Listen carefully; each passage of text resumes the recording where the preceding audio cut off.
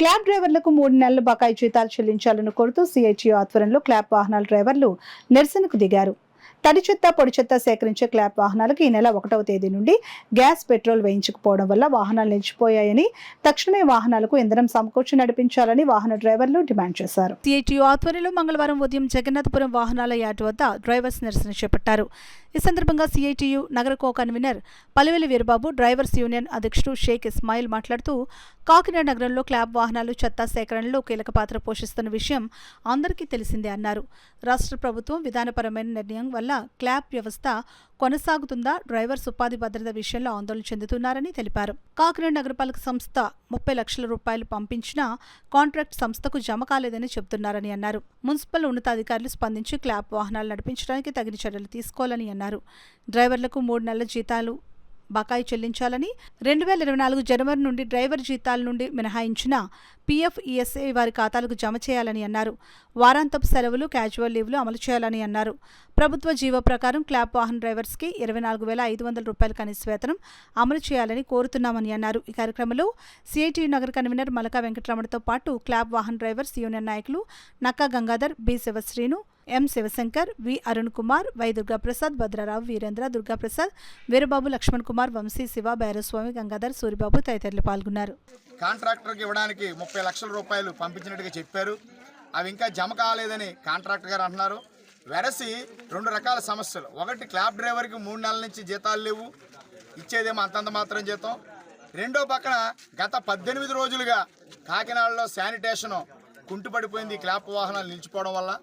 కాబట్టి ఉన్నతాధికారులు, municipal administration అధికారులు స్పందించి క్లాబ్ వాహనాలు నడవడానికి మీరు మీ పాత్ర పోషించాలని, డ్రైవర్లకు కూడా 3 నెలల బకాయి జీతాలు ఇప్పించాలి, కనీస వేతనం జీవో ప్రకారం 24,500 ఇప్పించాలి, కార్మిక చట్టాల ప్రకారం వారాంతపు సెలవులు, క్యాజువల్ లీవులు కూడా ఇప్పించాలని సిఐటిగా డిమాండ్ చేస్తున్నాం.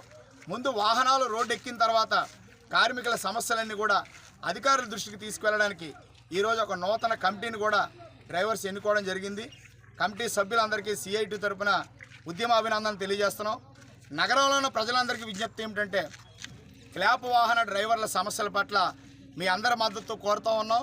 ఎందుకనంటే ప్రతి నిత్యం చెత్త అనేది దాన్ని తరలించడం అత్యంత ముఖ్యమైన విషయం. అది ఏ స్థాయి కుటుంబానికైనా. అటువంటి దానిలో కీలక పాత్ర పోషిస్తున్న క్లాబ్ వాహన డ్రైవర్స్కి చాలని జీతాలు, ఎప్పుడు కూడా సక్రమంగా జీతాలు రావడం లేదు, బకాయిలు ఉంటున్నాయి.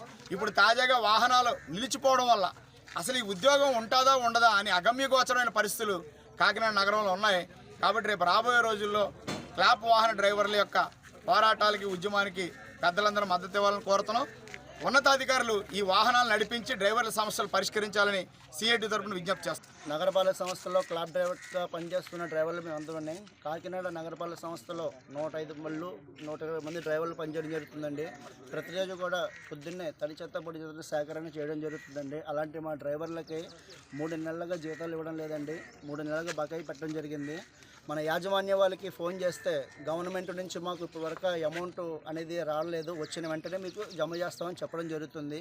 దయించి ప్రభుత్వం వారు మా యొక్క జీతాలు వెంటనే కాంట్రాక్ట్ వాళ్ళకి ఇచ్చేసి జమ చేయాలని, వాళ్ళు వెంటనే వీలైనంత త్వరగా మా అందరికి జీతాలు ఇవ్వాలని కోరడం జరుగుతుంది. అదేవిధంగా పిఎఫ్, ఈఎస్ఐ మా యొక్క జీతాలు కట్ చేసి దగ్గర 2024 జనవరి నుంచి ఇప్పుడు దాకా పిఎఫ్, ఈఎస్ఐ జమ చేయలేదు. అది కూడా వెంటనే జమ చేయాలని కోరడం జరుగుతుంది. వారాంతపు సెలవులు కూడా అమలు చేయాలని కోరడం జరుగుతుంది. వీలైనంత వరకు అందరూ ఆలోచించండి. ఇవాళ ఉన్న పరిస్థితుల్లో ఒక డ్రైవర్ 1 నెల రోజులు జీతం లేకపోతే ఎలాంటి పరిస్థితి ఎదుర్కోవాలో, అలాంటిది 3వ నెల అయింది, ఇప్పుడు దాకా జీతాలు ఇవ్వలేదు.